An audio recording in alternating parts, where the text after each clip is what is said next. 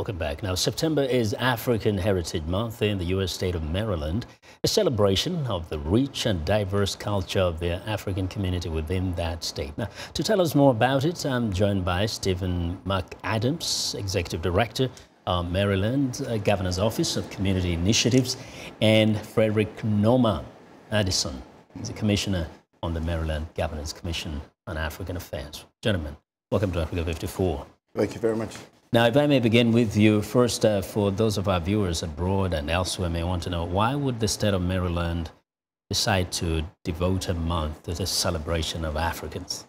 Well, first off, thank you, Vincent, for having us on. And second, the governor of Maryland realizes how important the community to us, and it's all about messaging. We want to make sure that we let people know that we appreciate them, we appreciate the culture. We want to embrace their dreams and let them know that we're there for them as far as support. And we want to let them know that they have a direct access to Governor Hogan's office. And we want to hear what they have to help grow the culture and grow opportunities for the community. Yes. Now, Frederick, as an African who resides in Maryland and the U.S., we know that living abroad, living in another country is tough on its own. That's How correct. does it make you feel and the rest of the community members to have this kind of engagement with the government of Maryland? It's very heartwarming, it's exciting, and it's reassuring that the governor and his lieutenant are dedicating attention to the whole 120,000 of us in the state. The event, the big one, which is the gala and award ceremony, is happening on Wednesday the 20th. That's just tomorrow evening in downtown Silver Spring. And you don't often get the lieutenant governor, the secretary of state, and this time we're also having the African Union permanent representative to the United States participating. That means that the governor puts us way at the top. Yeah. So I would say it's pretty reassuring. Really. Now, Stephen, how has it been celebrated throughout the month, just before the culmination of this event on Wednesday? So the way we interact with the community is that we go to the different events throughout the state, and we want to let them know that we're there for their partnership. So it's been a great celebration, a lot of community events. And there's a lot of excitement for opportunity and what's happening in the state of Maryland. Yes. Now, Frederick, Yes. you are a commissioner. That's correct. Sounds like a big guy. Maryland government. Tell us what you do in relation to the Africans, the 120,000 plus That is correct. Africans who That live is correct. in Maryland. Well, the commission is constituted of 21 commissioners. We have a chair, Kahinde, a Nigerian native, who's doing a fabulous job. And there are 4 subcommittees, the Committee on Culture and Religion, the Committee on Business.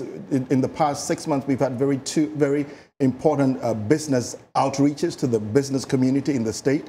We also have the Health and Outreach Subcommittee and then the Education Subcommittee. So this has guided our work. All the 21 commissioners move in different directions to address issues under these 4 categories. So that's what we've done. Now, in this week, come Saturday after the gala, we're having a very big health symposium.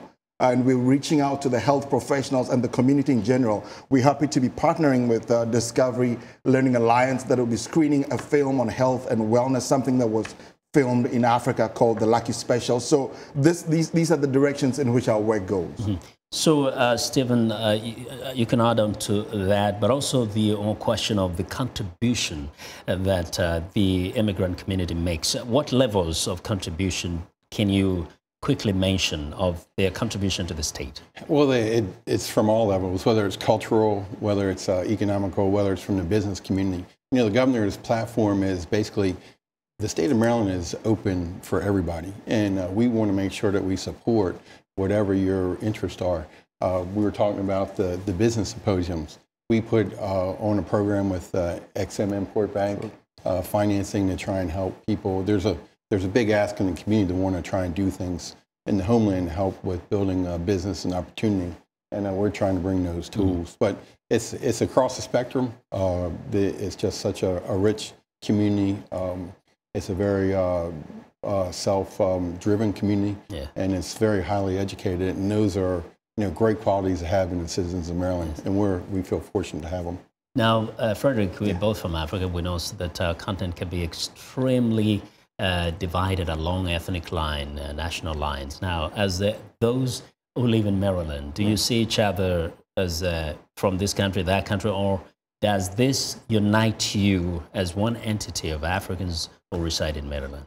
There are divisions, but one of the goals of the commission is to try to pull us all together so we have a common voice and have an authority in the state, so that when we present any agenda to the governor and his staff, they can articulate it and represent us very well. So that's one of the things we're trying to do, because even the commission, 21, we have several countries represented, and we're learning to work with each other to bring the common goal. A little bit of Africa Union, a mini Africa Union within. Perhaps that's why you're bringing the African Union representative there. Right. And maybe a model that can be used even by our brothers on the continent to kind of people can be together and work together.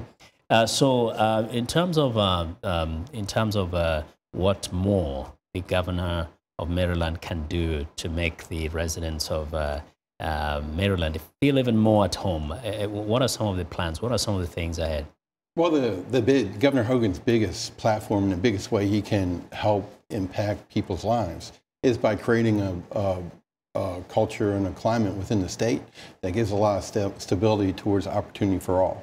So anybody who is willing to step up and take that opportunity, whether it be a business, whether it be through education, whether it be through raising your family locally, anything that we can do, and he is doing, to try and create a more favorable environment to nurture and grow.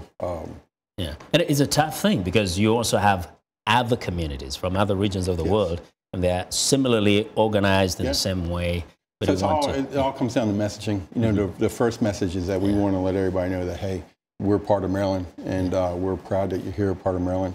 And we also try and encourage everybody to respect everybody's different cultures and differences. Right. But really, the key is that, you know, we want to do what's right and give everybody an opportunity.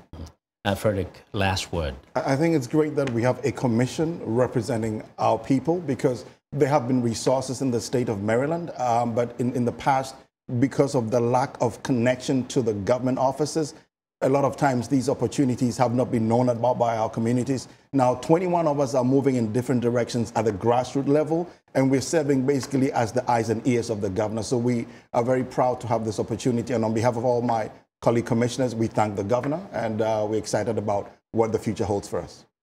I think it's a great event. It's a great form of engagement between the immigrant community and the U.S. local government. Thank you very much, gentlemen. Thank you, Vincent. Yeah, it's a pleasure. Thank you. Now, Frederick, we want to thank Frederick and Stephen for joining us today here on Africa 54. Stephen McAdams is the Executive Director, Maryland Governor's Office of Community Initiatives, and Frederick Nnoma-Addison is the Commissioner on the Maryland Governor's Commission on African Affairs.